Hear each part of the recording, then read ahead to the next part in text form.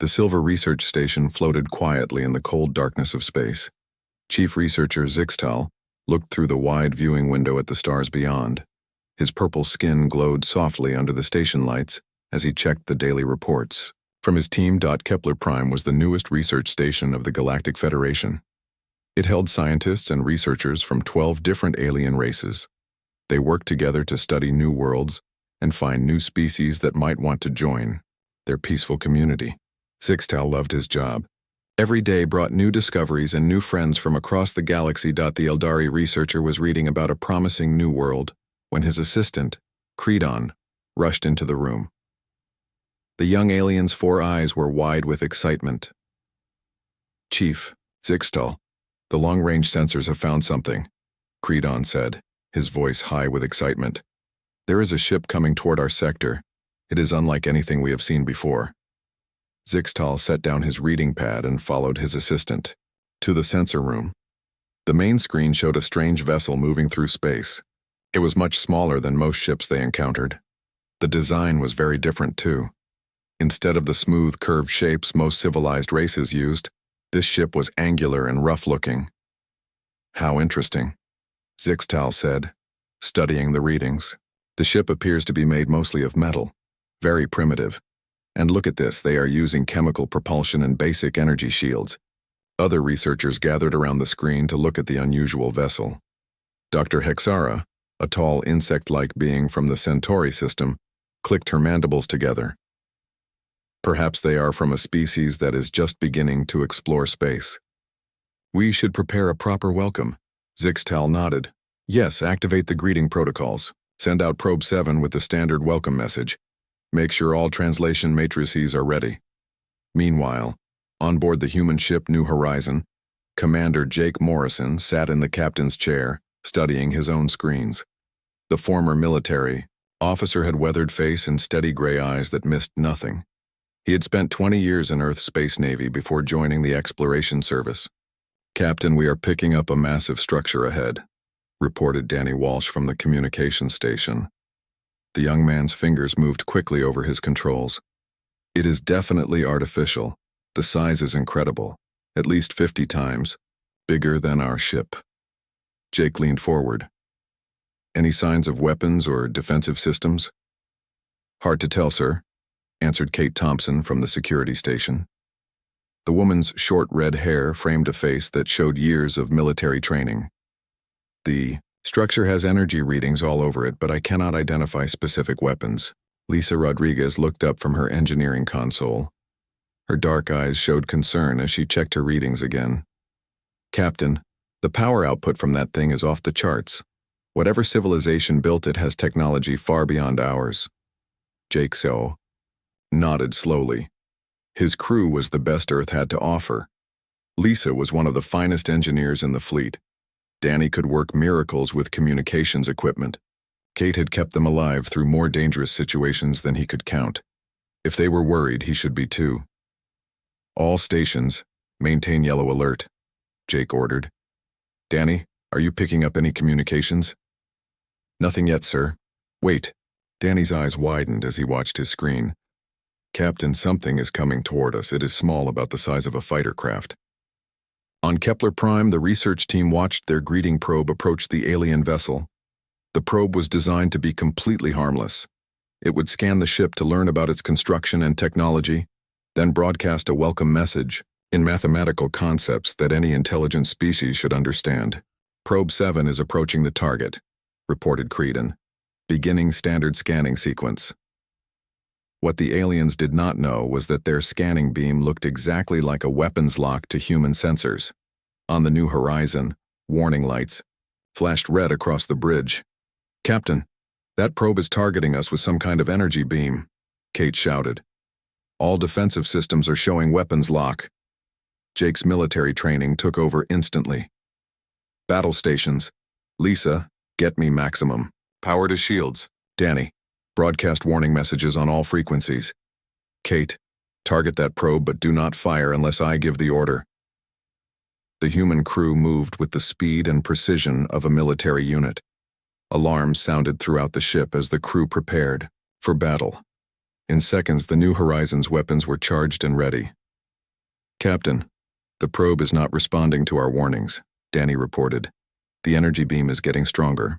"Sir, if that beam hits us, it might disable our systems," Lisa added from engineering.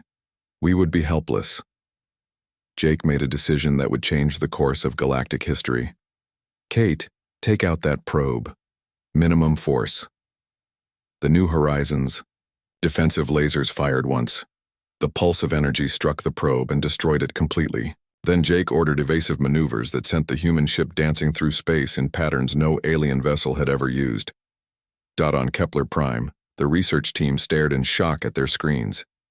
Their probe was gone. The alien ship had destroyed it without warning and was now moving in impossible ways. "They destroyed our greeting probe," Creedon gasped. "Why would they do such a thing?" Dr. Hexara's compound eyes focused on the tactical display. "Look at how they move. Those maneuvers should tear their ship apart, but they are maintaining perfect control." Zixtel felt a chill run through his body. In all his years of first contact situations, no species had ever responded to their peaceful greeting with violence. "Send a message immediately. Tell them we mean no harm. Explain that the probe was a greeting, not a weapon." But the damage was already done. Both sides now saw the other as potentially hostile. Jake kept his ship moving unpredictably while Danny worked frantically to establish communication. The humans were convinced they had just survived an attack by an unknown alien force. It took 3 hours of careful communication before both sides realized the terrible misunderstanding. When Danny finally managed to decode the alien language matrix, the first message from the station was an apology. "They say they are sorry," Danny reported, hardly believing what he was reading. "They claim their probe was a greeting, not a weapon. They want to talk." Jake studied the message carefully. His military instincts told him to remain cautious, but his explorer's heart wanted to believe these aliens were peaceful. "Kate, maintain defensive posture but do not target them." "Danny, send a response. Tell them we are sorry too, but explain that their probe looked like a weapon to us." "Doctor." Elena Vasquez, the ship's xenobiologist, came onto the bridge. She was a small woman with intelligent brown eyes and graying hair pulled back in a simple ponytail. "Captain, if these aliens are truly peaceful, this could be the most important moment in human history." Jake nodded. "I know, Elena. But if they are not peaceful, this could be our last moment too." He looked at his crew. "We came out here to find new worlds and new life. Well, we found life. Now we have to figure out what to do with it." The two sides began the slow process of establishing trust. Neither group knew that this confused first meeting would lead to something much bigger. The humans had no idea they were about to meet a galaxy full of civilizations. The aliens had no idea they were about to encounter the most dangerous species the galaxy had ever seen. As the New Horizons slowly approached Kepler Prime, both sides prepared for humanity's first real contact with the galactic community. What happened next would change everything for both humans and aliens alike. 3 days after the first meeting, the New Horizon docked with Kepler Prime. Commander Jake Morrison walked through the airlock with 5 of his crew members. The artificial gravity felt lighter than Earth normal, and the air smelled different. Jake noticed that most of the aliens around them seemed fragile and moved very carefully. Dr. Elena Vasquez carried a portable computer loaded with information about Earth. She was excited, but also nervous. This was the moment she had dreamed of her entire career. Behind her walked Lisa Rodriguez, Danny Walsh, Kate Thompson, and Alex Chen. Jake's second-in-command, Chief Researcher Zixtel, waited for them in a large meeting room. The purple-skinned alien stood only 5 feet tall and looked very thin to human eyes. With him were representatives from 6 other alien species. They all stared at the humans with curiosity and some fear. "Welcome to Kepler Prime," Zixtel said, through a translation device. His voice sounded like soft music. "We are honored to meet the first representatives of your species." Jake nodded politely. "Thank you for having us. We are sorry about the confusion with your probe. We thought it was a weapon." Dr. Hexara, the insect-like alien, clicked her mandibles. We still do not understand why you thought our greeting. Probe was dangerous. It carried no weapons at all. Elena stepped forward. May I explain? On our world, when someone points an energy beam at your ship, it usually means they want to hurt you. We have learned to defend ourselves quickly. Your world must be very dangerous if you think that way, said another alien, a blue-skinned being named Mortek. Tell us about this planet Earth. Elena activated her computer and projected a holographic image of Earth into the center of the room. The beautiful blue and green planet rotated slowly, showing white clouds and brown landmasses. This is our home, Elena said with pride. Earth is the third planet from our star. It has one large moon and supports billions of different life forms. The aliens leaned forward to study the image. Zixtal made notes on a data pad. The planet looks very beautiful. What are the environmental conditions? Elena touched her computer, and new information appeared. The gravity is 9.8 meters per second squared.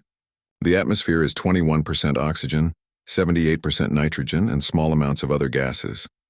The average temperature ranges from -60 to +50 degrees Celsius, depending on location and season. The aliens looked shocked. Dr. Hexara made a sound like a whistle. Did you say 21% oxygen? That is a highly reactive gas. How do you survive breathing poison? Oxygen is not poison to us, Elena explained. We need it to live. Our bodies use oxygen to create energy from food. Mortek checked his data pad quickly. According to Galactic standards, your world would be classified as a Class 12 death world. The gravity is nearly twice what most species consider safe. The oxygen levels would kill most of us within minutes. How is intelligent life possible there? Elena smiled. Earth has always been a challenging place to live. Our species evolved to handle these conditions. Would you like to see some examples of Earth life? She projected images of various Earth animals. The aliens gasped when they saw lions, sharks, bears, and elephants. When Elena showed them images of dinosaurs that had lived on Earth millions of years ago, several aliens stepped backward. These creatures lived on your planet? Zixtal asked, his voice shaking slightly. Some of them are larger than our spacecraft. The dinosaurs are extinct now, Elena said, but yes, they lived on Earth for over 160 million years. Many other dangerous animals still live there today. Alex Chen stood up from his chair. The tall, muscular man moved with easy confidence. Would you like me to demonstrate some human physical abilities? It might help you understand how we adapted to our world. The aliens agreed, though they seemed nervous. Alex walked over to a piece of equipment that the aliens used to lift heavy objects. The machine was designed for loads that required mechanical assistance for most galactic species. Alex lifted the equipment with his bare hands. He held it over his head for several seconds, then set it down gently. The aliens stared in silence. On Earth, that would be considered normal strength for a human male, Alex explained. We regularly lift much heavier objects. Dr. Hexara made rapid calculations on her data pad. That object weighs 200 kilograms. You lifted it like it was nothing. Alex is strong, but not unusually so for our species, Jake added. Most adult humans could do the same thing. Elena continued her presentation. She showed images of human cities with buildings reaching high into the sky. She explained how humans lived in all kinds of environments, from frozen polar regions to hot deserts to high mountains. We build our homes in places that would be uninhabitable for most species, she said. We have learned to change our environment to suit our needs, and we have changed ourselves to survive in difficult places. The aliens asked many questions about human technology and culture. They were amazed to learn that humans had developed nuclear weapons, space travel, and computers completely on their own, without any help from galactic civilization. You developed faster than light travel independently, asked Zixtal. That usually takes species thousands of years, even with guidance from the Federation. We have always been good at solving problems, Danny Walsh said. When we want something badly enough, we find a way to get it. The conversation turned to human history. Elena explained about wars, conflicts, and the struggles that had shaped human civilization. The aliens became very quiet as they learned about world wars, the development of weapons capable of destroying entire planets, and humanity's long history of survival against impossible odds. "You fight wars against your own species?" Mortek asked. "How do you survive as a civilization?" Jake answered this time. "Fighting has made us stronger. We learn from our conflicts. We develop better technology, better strategies, and better ways to work together. Competition pushes us to improve." Kate Thompson added, "On Earth, if you are not strong enough to defend yourself, you do not survive. This has been true for millions of years of human evolution." The aliens exchanged worried glances. They were beginning to understand that these humans were unlike any species they had ever encountered.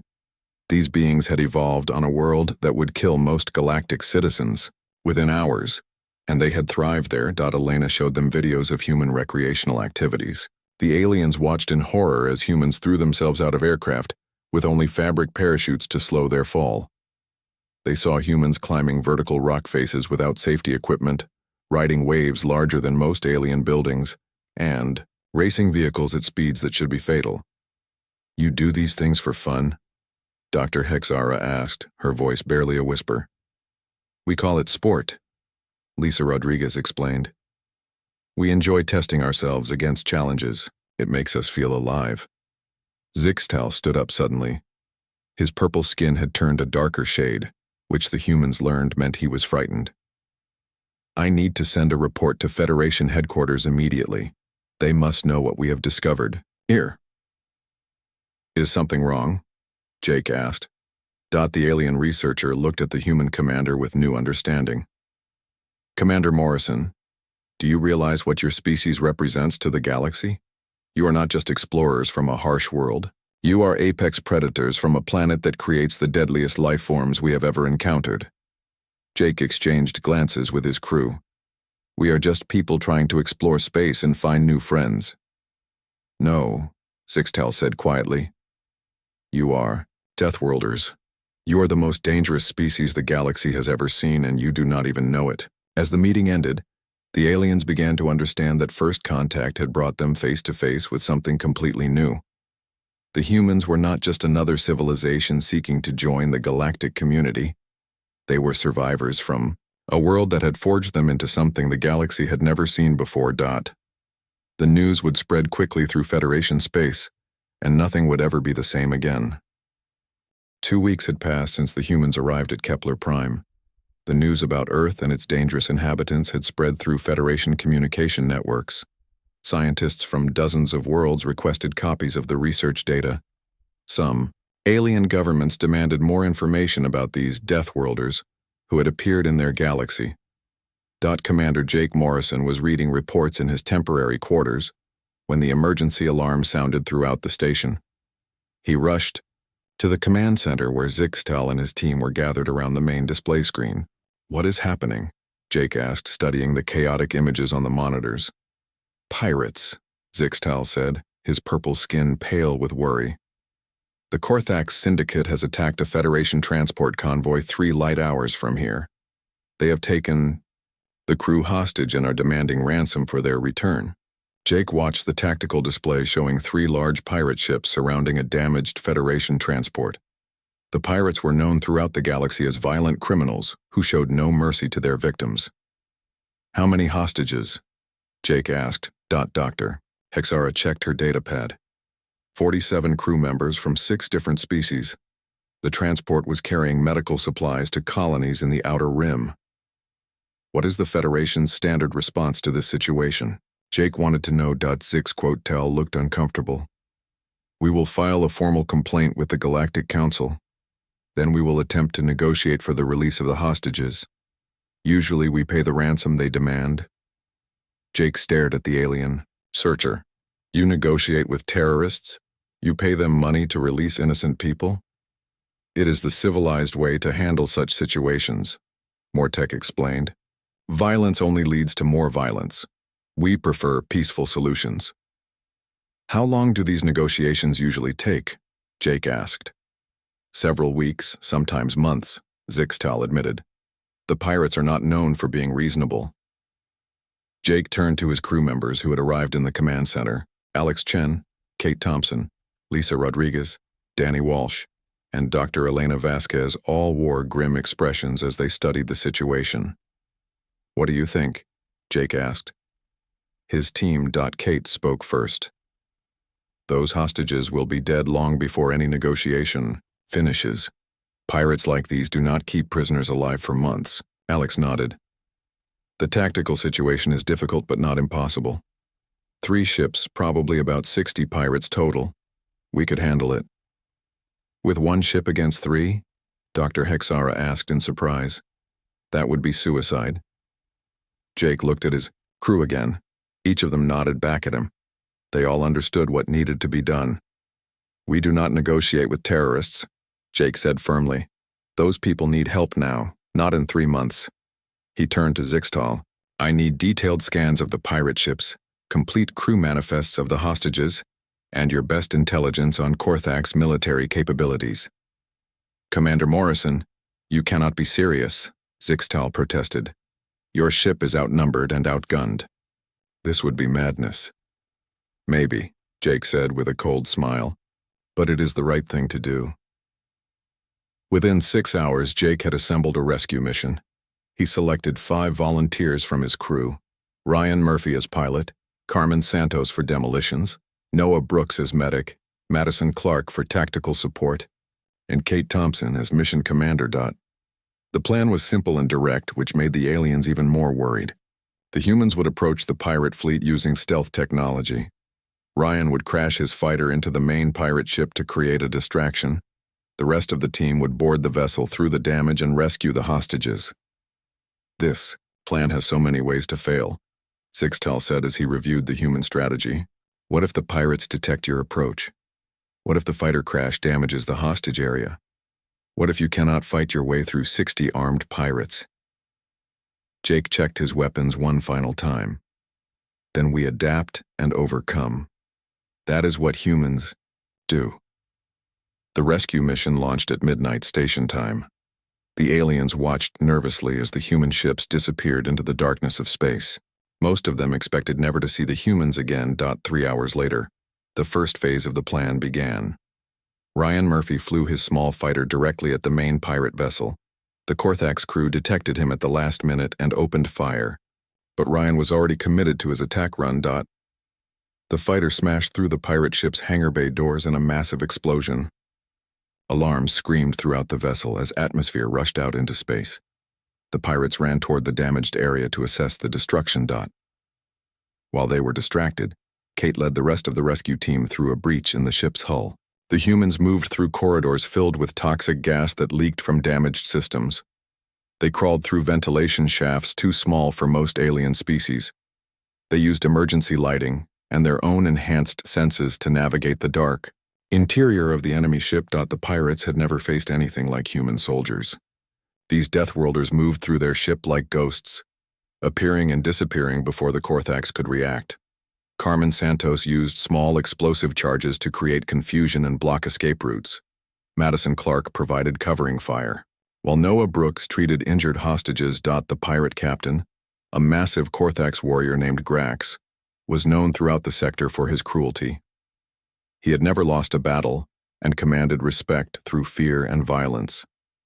When he realized his ship was being boarded, he gathered his best fighters to repel the invaders. Grax expected to face Federation security forces with their non-lethal weapons and peaceful tactics. Instead, he found himself fighting humans who moved like hunting animals and struck without warning.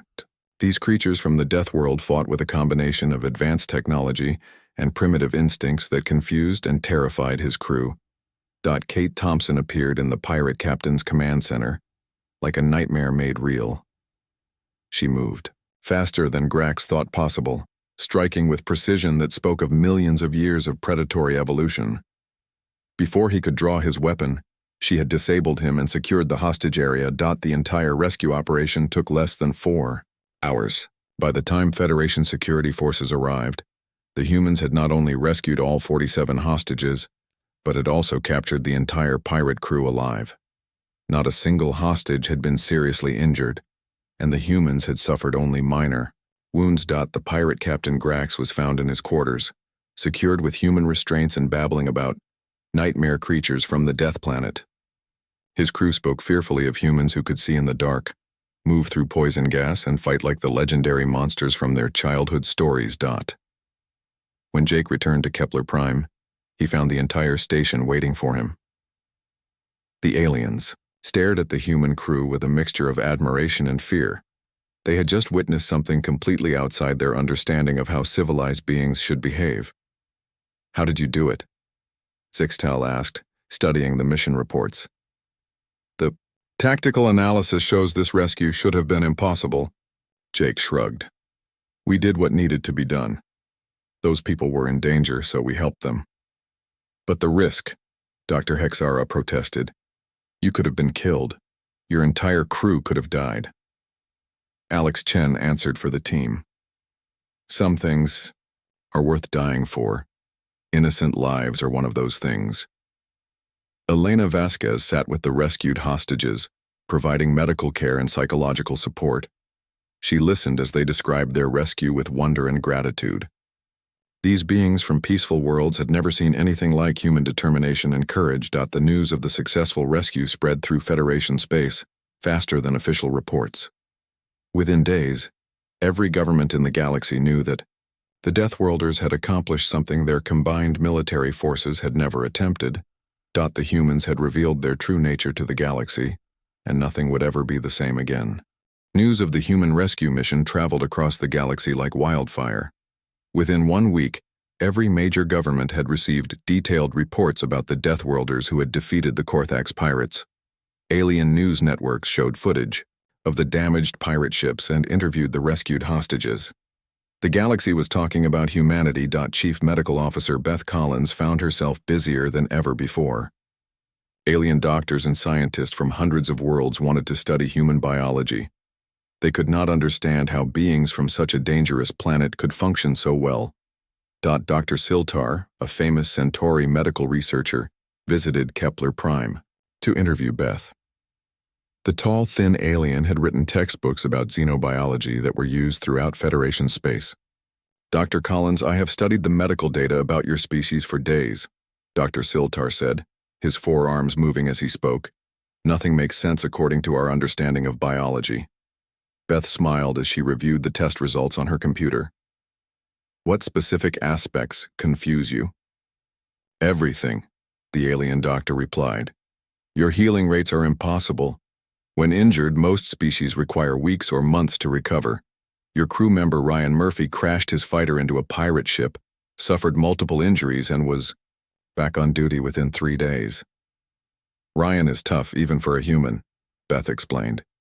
"But yes, we heal faster than most species you have encountered. Our bodies are designed to handle damage and repair themselves quickly." Dr. Siltar checked his notes. "You also seem to have multiple backup systems for vital functions. If one organ fails, another takes over. How is this possible?" Beth pulled up a holographic image of human anatomy. "Evolution on Earth required redundancy. We have 2 lungs, 2 kidneys, multiple ways to supply blood to our brain. If one system fails, we can survive using the others." The alien doctor studied the display with amazement. "Your pain tolerance is also extraordinary. During the rescue mission, your team continued fighting despite injuries that would disable most galactic species. Pain tells us we are injured, but it does not stop us from doing what needs to be done," Beth said. "We learned to work through pain from childhood." Meanwhile, Ambassador Lucas Wright had arrived on Kepler Prime to handle the political situation. The former diplomat had been serving on a human colony world when he received urgent orders to report to the research station. What he found there surprised even his experienced mind. Lucas met with representatives from the 3 major galactic powers in Zixtal's conference room. The Eldari Collective, the Zenthari Empire, and the Aquilan Republic all wanted to understand what these humans meant for galactic politics. Ambassador Trelnar of the Eldari spoke first. His species was known for their peaceful nature and diplomatic skills. "Ambassador Wright, we need to understand human intentions. Are your people planning to expand aggressively into our space? Lucas kept his expression calm and professional. The human government has no plans for military expansion. We are explorers, not conquerors. But your capabilities suggest otherwise, said General Cordon of the Zenthari Empire. The military officer's scarred face showed suspicion. Your single ship defeated 3 pirate vessels that our combined fleets have failed to stop for years. We helped innocent people who were in danger, Lucas replied. Any civilized species would have done the same thing. Admiral Fluxara of the Aquilan Republic leaned forward in her chair. Our intelligence reports suggest that your homeworld maintains weapons capable of destroying entire planets. Is this true? Lucas considered his answer carefully. The truth was that Earth did possess nuclear weapons powerful enough to crack worlds, but explaining that might cause panic. Earth has defensive capabilities appropriate to our needs. The alien representatives exchanged worried glances. They were beginning to understand that humanity was not seeking permission to exist in their galaxy. These Deathworlders had technology and power that demanded respect. The demonstration that truly shocked the galaxy came when Commander Jake Morrison agreed to show Federation officials some recordings from Earth. He thought it would help them understand human culture better. The conference room filled with alien officials from dozens of species. They watched in fascination as Jake showed them videos of human cities, with buildings reaching toward the clouds and millions of people living in harmony. Then Jake showed them footage of human recreational activities. The aliens watched humans, surfing massive waves that towered over them like moving mountains. They saw people climbing vertical rock faces without any safety equipment, trusting only their strength and skill. The footage that caused the most shock showed humans jumping from aircraft thousands of meters above the ground. The aliens watched, in horror, as these Deathworlders threw themselves into empty air, falling toward the Earth with only small fabric parachutes to slow their descent. You do this for entertainment? Asked Dr. Vexmore of the Rigelian Science Council. You willingly risk death for pleasure? Jake nodded. We call it skydiving. It is quite popular on Earth. Some people do it every weekend. Commander Ashley Turner, the expedition's strategic analyst, stood up to address the assembled aliens. She was a small woman with sharp intelligence that had helped plan many successful human missions. You seem surprised by our recreational activities, Ashley said. But you must understand that challenge is part of human nature. We do not grow stronger by avoiding danger. We grow stronger by facing it. She activated a holographic display, showing human athletic competitions. The aliens watched humans running races, lifting heavy weights, and competing in sports that would be considered combat training by most species. These activities teach us to push beyond our limits, Ashley explained. They prepare us for real challenges when they arise. The alien officials took extensive notes and asked hundreds of questions. They were trying to understand a species that seemed to seek out danger instead of avoiding it. Captain Sofia Martinez arrived from Earth with new information that changed everything. The engineer brought updated reports on human technology and military capabilities that made the aliens reconsider their entire understanding of galactic power. Earth's industrial capacity has grown significantly since your departure, Sophia told Jake privately. We now have 12 exploration vessels under construction and have begun colonizing 3 new star systems. The news that humans were expanding, independently without Federation guidance or permission, sent shockwaves through alien governments. Most species required centuries of careful development before attempting interstellar colonization. But the information that truly frightened alien leaders was Sophia's casual mention of Earth's military doctrine. She explained that human defense strategy was based on the principle that the best defense was often a strong offense. If someone attacks human space, we do not just defend our borders, Sophia explained to a gathering of military analysts. We strike back at the source of the threat. We eliminate the enemy's ability to cause further harm. This philosophy was completely alien to Federation thinking. Most galactic species fought defensive wars and sought negotiated settlements. The idea of carrying war to an enemy's homeland was considered barbaric. The final shock came when alien researchers asked, about Earth's total population and industrial output. The numbers were staggering. Earth supported over 8 billion humans with massive cities and industrial complexes covering much of the planet's surface. Your entire species lives on a single death world, asked economist Morlack of the Trade Federation. How do you support so many people on such a hostile planet? Earth is not hostile to us, Jake replied. It is home. We have learned to use every resource efficiently and to work together when necessary. The aliens realized they were not dealing with a small exploration force from a primitive world. They were facing representatives of a massive civilization that had turned one of the galaxy's most dangerous planets into a thriving homeworld. As reports spread through Federation space, 3 things became clear to every government. The Deathworlders were numerous, they were technologically advanced, and they were not going to ask permission before taking their place among the stars. The galaxy would have to adjust to a new reality where humanity was an independent power that could not be ignored or controlled. 6 months after first contact, the galaxy looked very different. Human ships now traveled regular routes between Earth and dozens of systems.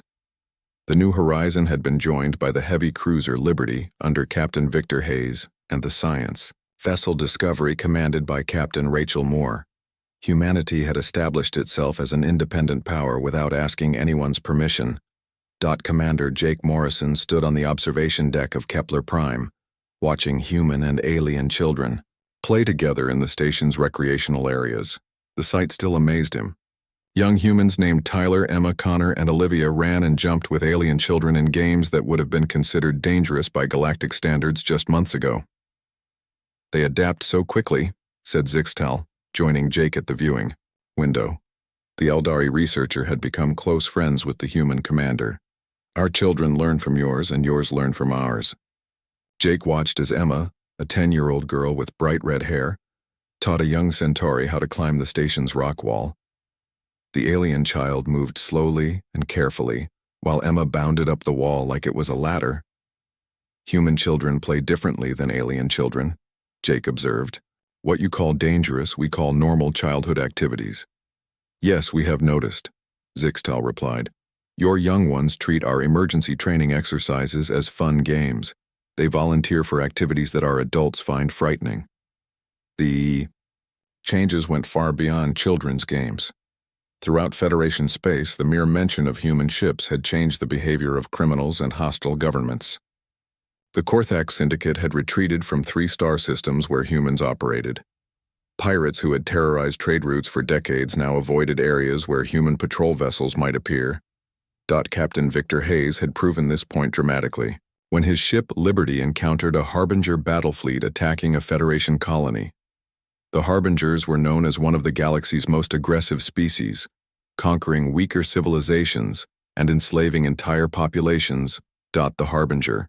Admiral Crixmoth commanded 5 heavy warships and had never lost a battle.